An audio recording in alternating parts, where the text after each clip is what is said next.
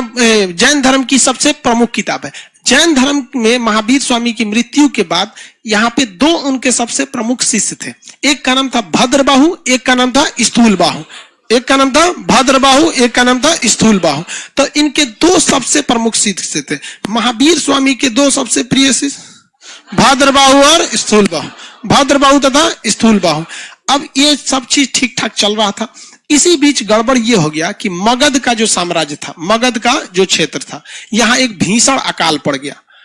बारिश वगैरह नहीं होती है तो अकाल में ना लोग मरने लगते हैं। ये मगध का एरिया था। तो मगध में भीषण अकाल पड़ा। तो भद्रबाहु के नेतृत्व में, किसके नेतृत्व में? भद्रबाहु के नेतृत्व में जैन धर्म का एक बहुत ही बड़ा समूह कहां चला गया? दक्षिण भारत में चला गया।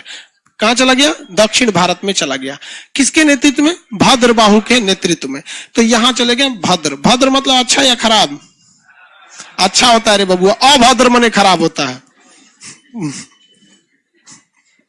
भद्रबाहु, भद्रबाहु के नेतृत्व में लोग कहां चले गए? दक्षिण भारत।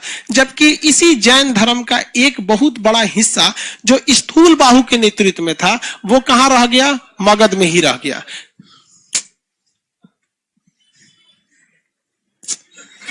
चतुरा कौन काम है? उधर चलना, उतने छोड़ देते हैं उसको। स्थूलबाहु आधे लिख देते हैं, तो पता नहीं क्या उधर से फेंक दे रहा है।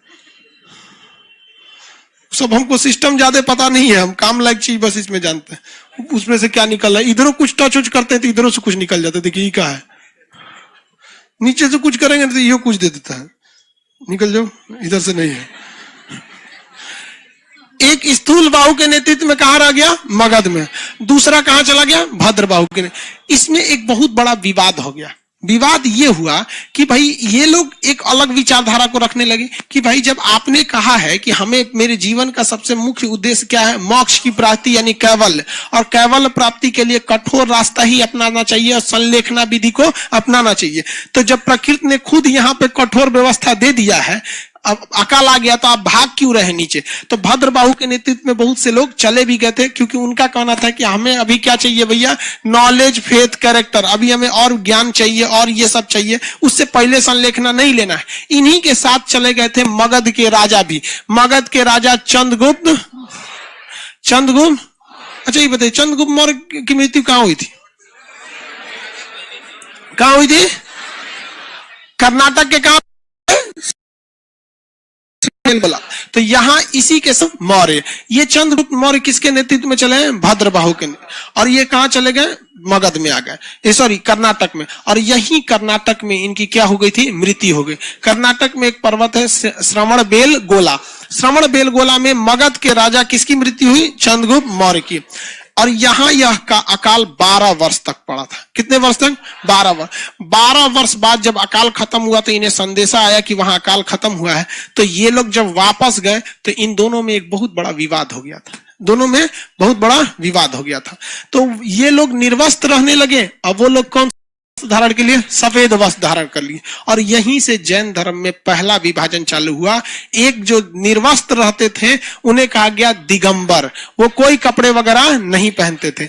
दूसरा जो लोग वस्त्र पहनते थे, जो मगध में रुक गए थे स्थूलबाहु के नेतृत्व में, वो क्या कहलाए? श्वेतांबर। क्या कहलाए? श्वेतांबर। तो बौद्ध, सॉरी बार बार बौद्ध धर्म बोल दे रहे हैं क्या? जैन धर्म कितने भाग में बढ़ गया? 2 भाग में। कितने भाग में? 2। जो वस्त्र पहनते हैं वो श्वेतांबर कहलाए, और जो नहीं पहनते हैं दिगंबर। याद कैसे रखेंगे? जैन धर्म में जो वस्त्र भी पहनना है तो वो वस्त्र मतलब आपको डिजाइनदार नहीं पहनना है, सफेद रंग का पहनना है। तो श्वेत मतलब क्या होता है? सफेद। तो श्वेतांबर, श्वेतांबर मतलब सफेद रंग का वस्त्र। जो सफेद रंग का वस्त्र पहनने लगे उन्हें क्या कहा गया? श्वेतांबर। और जो निर्वस्त्र रहते थे उन्हें क्या कहा गया? दिगंबर कहा गया। तो अभी भी जैन धर्म की 2 प्रमुख शाखा है, लेकिन ज्यादातर अभी क्या देखने को मिलते हैं? श्वेतांबर। जैन धर्म अभी भी भारत में बहुत कम है, लेकिन शिक्षित उन लोग का ज्यादातर, उनका परसेंटेज में सबसे ज्यादा शिक्षित वही लोग हैं लोग। ये हो गया जैन धर्म। श्रवणबेलगोला जैन धर्म का एक बहुत ही प्रसिद्ध मंदिर स्थल हो गया। यहाँ आने के बाद धीरे धीरे इसमें